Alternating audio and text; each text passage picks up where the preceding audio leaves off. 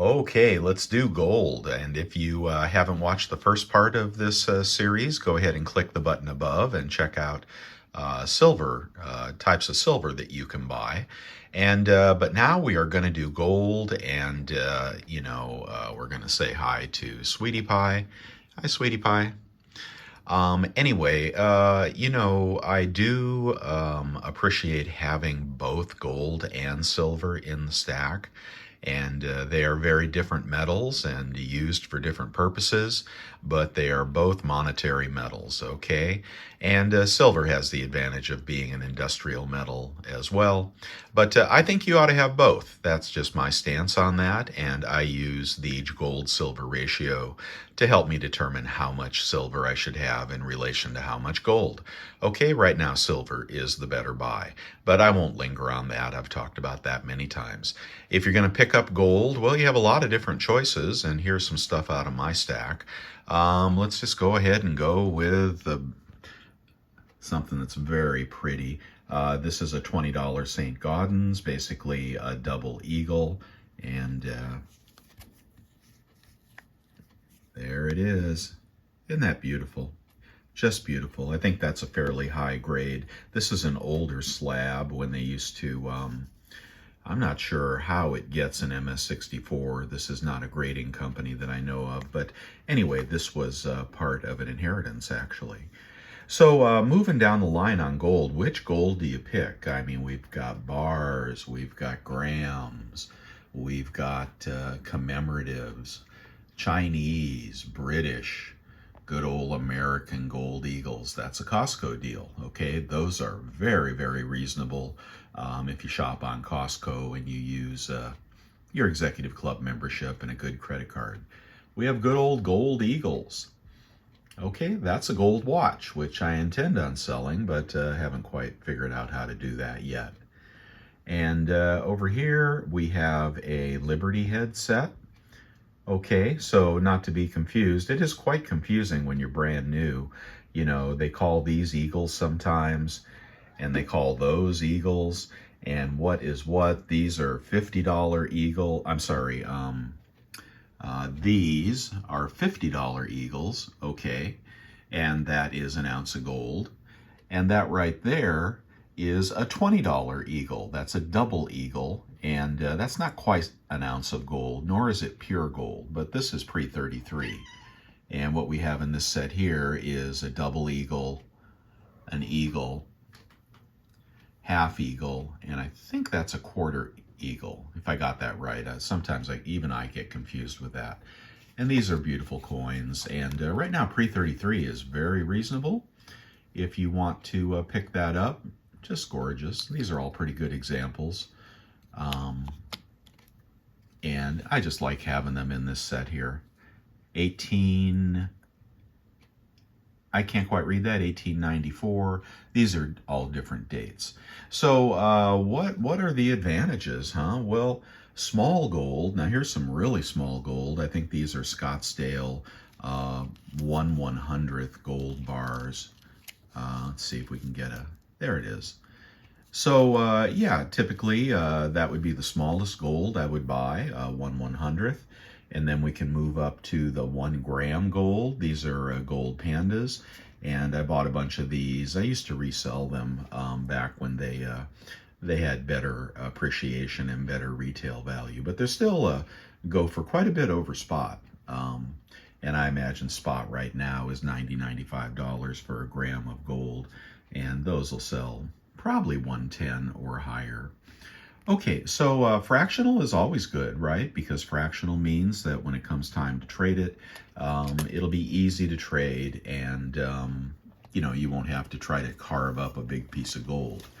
Now these are commemoratives, and I've talked about these many times, and I've stacked a lot of these. One of my favorites when I don't want to pay up for a gold eagle, and of course this was pre-Costco, but these $5 commemoratives are a 0.24 ounce of gold. They have very low premiums in the market. There are different designs. They come in sets usually, and then people break them out and just sell them for the gold. But there's always a market for these. They're usually low premium, And quite a good choice if you're looking for sovereign U.S. gold. That came out of a Centennial set. That's actually a collector piece right there. The box is stored somewhere else. Yeah, low premium, always desirable gold. U.S. gold has all the tax rules of U.S. sovereign gold, as far as I know. Very good choice. Almost a quarter ounce, so it's fractional. It won't bust the bank. And I love those. Okay, moving up to pandas. Now, the only reason I have pandas, again, is because I used to buy and sell them. They used to appreciate very quickly. This is 200 yuan and looks to be, well, let's see. Looks to be a 2016, and it is, oh, holy mackerel, what is that, a quarter ounce? Let me put that down. And pandas right now, there we go, 15 grams. So that is nearly a half ounce. This is after the pandas went metric and lost a lot of interest in the U.S. market, but still very popular in China. And also it is a heavily counterfeited coin, so be careful of that. But very, very cheap if you want pandas. Just be sure you can authenticate it. You know, be careful with pandas, and the demand in the US is very low on them, therefore the premium is very low, and the LCS may have a lower buyback price.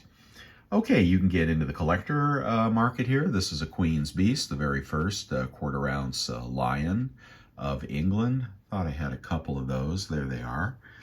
I bought a lot of these in the very beginning, and some of them sold for pretty good money, and then I kept a few. But that's part of the quarter ounce Queen's Beast set. And British sovereign gold, nothing wrong with that. And I don't know what the premiums would be on that today. Okay, we talked about gold eagles, and you can see this is a diversified gold stack. And it's more accidental than anything. But if you do have gold, I think you ought to have some fractional gold, and I think you ought to have some 1 ounce gold to get the best premiums. You just can't beat Costco these days for 1 ounce gold. Okay, here is a gold eagle, and that looks like, is that a full ounce? Again, let's take a look and remind myself what I have here. I don't pull out the gold very often. That is old style, right? So they changed the design on these. And that is one ounce, I think. Hold on one second. I'm having trouble seeing that. Yeah, that's a full ounce gold eagle without all the adornments there. And I think that would be an older one. Where's the date on this? Yeah, it's a $50 gold eagle.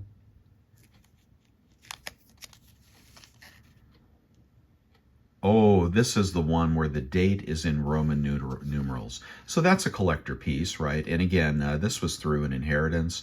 What happened was a family member passed away and left a big stack of gold and silver to the family.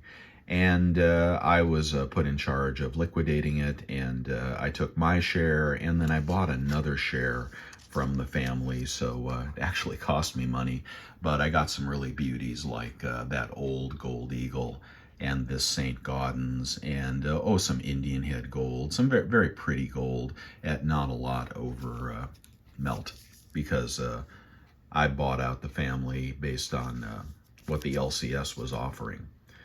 Okay, there's another set, and I can't recall, maybe it's the inscription on the bottom that makes these a little more rare, but that's why I kept these. There is half, quarter, and 1/10 ounce. If you can see the date, your eyes are better than mine.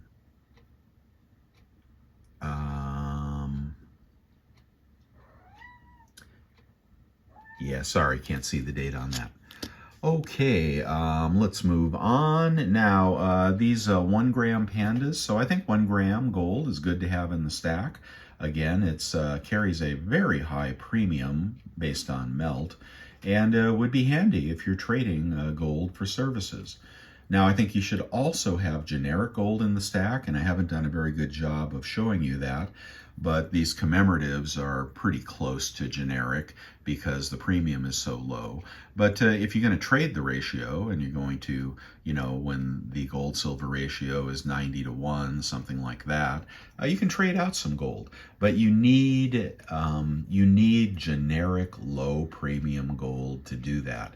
If you pay up for a gold eagle, I don't know, 70 bucks over spot, 80 bucks over spot, and you go to sell it and they only pay spot, well, you're losing out. So you need something that you can trade, and that could be gold bars. I don't think I have a single gold bar here today, but that could be gold bars. That could be these $5 commemoratives.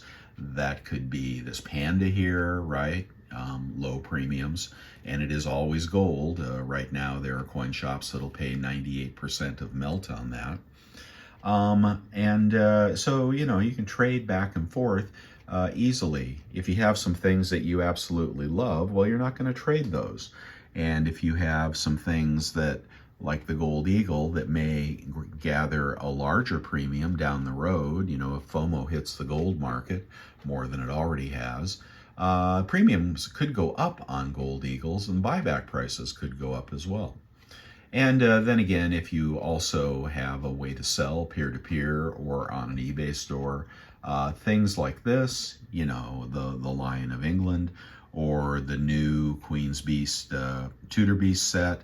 I like the Dragon coin in that series. There's a 1/4 ounce and a 1 ounce, and you might be able to sell that for a profit and then recycle that profit back into more, hopefully, cheap gold. If you see a deal on fractional gold, definitely pick that up. I mean, it will always be a little more expensive than a 1 ounce gold piece, but always be looking for fractional. There is a big future in fractional gold as gold hits 3,000, 4,000, 10,000. These fractional pieces are going to be about the only thing people can really afford. The 1/100th can be quite pricey on a premium basis, but if sometimes you find a deal on these things, a lot of the dealers sometimes have 1 gram gold at spot. Scottsdale is worth watching as well. Hi, Sweetie Pie. Hi. We're being nice to Sweetie Pie. She lost her big brother yesterday. Poor guy. Heart failure. Okay, and then pre-33. Premiums could come back on pre-33, but it's not as popular as it used to be, and hopefully you won't pay up for that. Sorry about the cat's butt. Hopefully you won't pay up for that because, and you won't necessarily pay up for a graded version because, unless you're getting it in the slab, like I clearly did with this 69, I don't go looking for slab 69 $25 gold eagles. It was because it was cheaper than the raw coin. Often they want to get rid of the MS69s because nobody wants them. And a 69 ought to be about the same value as a raw gold eagle. But sometimes they'll discount them because they have too many of these slabs. Or maybe it was a year where they didn't grade well. Anyway, I don't have any problem with gold in a slab if I get it for cheaper than the price of the raw coin. So there you go. I think you should have small gold. I think you should have really small gold. I think you should have tradable gold, low premium gold, US gold, and I don't have my Krugerrand out here, but the Panda is a good alternative to the Krugerrand. And then you may also have some gold jewelry, a gold watch, etc. You can always sell that at a coin shop, or you could send, oh, here comes the cat again, or you can send that over to Vermilion. He's paying 98% for gold. I'm sorry, he's paying, what is he paying for gold jewelry right now?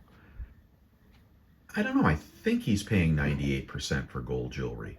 But anyway, it's beautiful, and I love my gold stack. And right now my silver stack is bigger than my gold stack because I think the GSR will compress back down, and I'll be able to trade some of my silver, the excess amount of silver I have, back for gold. And I don't know what I'll buy. It kind of depends what's on sale at the time. But you could definitely increase the size of your gold stack by playing that GSR. And then sometimes it works and sometimes it doesn't. So that is for the future to see if that pans out. But I'm heavy in silver right now. My ratio that I shoot for is, in terms of value, dollar value, is 50-50. That's really the optimal ratio. And then you can flex that either way depending on the GSR, even if you're only trying to figure out what to buy and when. So, when the GSR is high, you probably want to favor silver. When the GSR is low, you want to favor gold. Or you can do something that a smart person in the chat room said, and that is rebalance every year based on whatever your ratio. Your ratio doesn't have to be 50-50. It could be 60-40 or 80-20. But you take a look at the value of all your metals at the end of every year or periodically, and if you have more value in gold, for example, you trim the herd a little bit and you pick up silver. This is a concept that comes from stock trading as well, rebalancing a portfolio. And it may not feel like it, but you'll be trading the ratio if you do that. But don't lose a bunch on the buy-sell spread. The buy-sell spread is what's the cheapest you can get gold for. And right now you can get a gold buffalo for about $30 over spot on Costco if you have the memberships I talk about on my channel. And you can sell that for right around spot. So that's a good buy-sell spread if you know where to buy and you know where to sell. And, I don't know, the Panda may be good as well. You can pick those up for spot. You can sell those over at Vermilion Enterprises for 98% a spot. But, and if you can get something under spot, sometimes we find those, then when you sell, you won't be taking a big loss. And then when you buy, you probably ought to buy something, some kind of generic silver, just to purely trade the ratio and bring your stack back into balance. All right, so that's how I do it, and some of the gold I have here is by accident and some is by design, but I really like having American gold, foreign gold, gold bars, teeny-weeny gold, big gold, pretty gold, and that's just an indulgence, right? A beautiful St. Gaudens, that's an indulgence, and a pre-33 is an indulgence right now. Those are gorgeous. But actually, you can indulge on pre-33 very cheaply right now. So you decide what you want, pick your ratio, and get your gold stack going, guys. And I would look forward to all your questions and comments. Thank you for watching this. Don't forget, part 1 was about silver. It was a lot longer, but I couldn't leave out gold. You guys take care. Louie out.